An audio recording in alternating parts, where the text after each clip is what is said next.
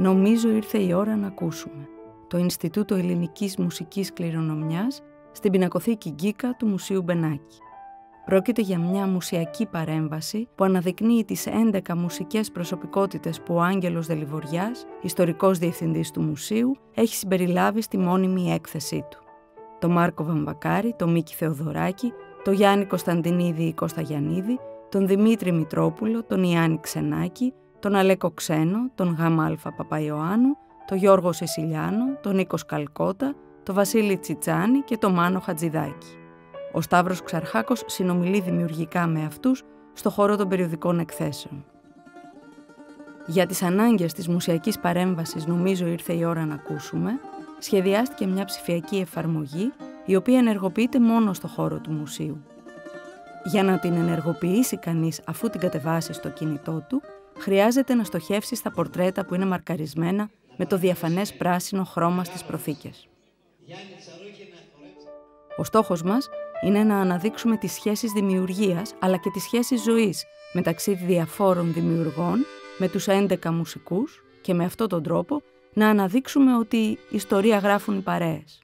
Στη Χούντα βρέθηκα στη Ζάτουνα, ανάμεσα σε άλλα μέρη. Έτσι ο επισκέπτης έχει τη δυνατότητα να ενεργοποιήσει μουσικά κομμάτια, αποσπάσματα από επιστολές, επιπλέον φωτογραφικό υλικό και με τη χρήση των προσωπικών του ακουστικών να έχει πολύ περισσότερο περιεχόμενο στη διάθεσή του. Η έκθεση ξεκινά με ένα πορτρέτο του Καβάφη, διαχειρός Παναγιώτη Τέτση, που με τη βοήθεια της ψηφιακής εφαρμογής μπορεί κανείς να ακούσει 4 διαφορετικές εκδοχές ποιημάτων του, μελοποιημένες από 4 από τους 11 συνθέτες που φιλοξενούνται στη δράση. Σαν που ταιριάζει σε που αξιώθηκες μια τέτοια πόλη.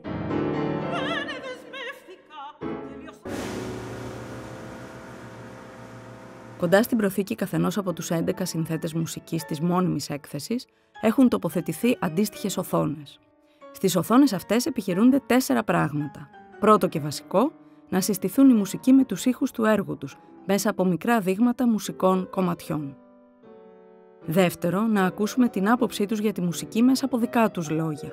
Δεν ακολουθήσαμε την ποίηση της ήττας, που δεν έχει διέξοδο στη ζωή. Τρίτο, να εξετάσουμε τις μεταξύ τους σχέσεις και τις σχέσεις με άλλους ενίκους της πινακοθήκης. Και τέταρτο, να εξετάσουμε αν και κατά πόσο αφορούν τους σημερινούς νέους δημιουργούς.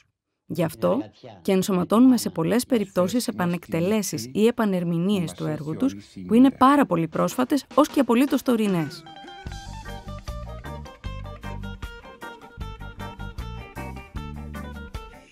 Ο επισκέπτης θα συναντήσει και 3 στήλες που λειτουργούν ως εντός εισαγωγικών πυκνοτές. Εξετάζουμε δηλαδή 3 επιμέρους ζητήματα που θεωρούμε ότι με έναν τρόπο συμπυκνώνουν τα ζητήματα και τις αναζητήσεις καλλιτεχνικές και άλλες της περίοδου αυτής, δηλαδή από το Μεσοπόλεμο μέχρι περίπου τη Μεταπολίτευση, και εμπλέκουν φυσικά κάποιους από τους 11 συνθέτες.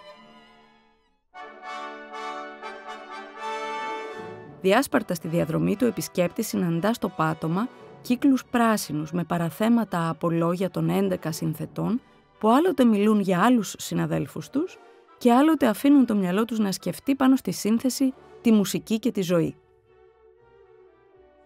Στο πλαίσιο της μουσιακής παρέμβασης δημιουργήθηκε και μια ιδιαίτερη μουσιακή εγκατάσταση στο χώρο περιοδικών εκθέσεων του Ισογείου της Πινακοθήκης. Πρόκειται για την παρουσίαση μέρους του προσωπικού αρχείου του Σταύρου Ξαρχάκου.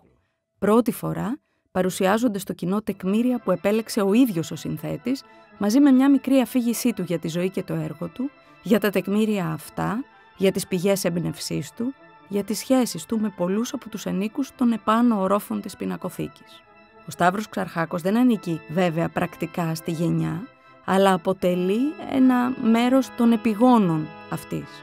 Η συνεργασία του όμως με κάποιους από αυτούς, οι στενές προσωπικές του σχέσεις, η παρουσία του στο δημιουργικό χώρο της καλλιτεχνικής Ελλάδας τις δεκαετίες του 60 και μετά και μέχρι σήμερα, αλλά και ο τρόπος με τον οποίο το έργο του Ξαρχάκου έχει περάσει στη συλλογική εθνική μας ταυτότητα, του δίνει επάξια μια θέση στη συζήτηση που ανοίγει η μουσιακή παρέμβαση.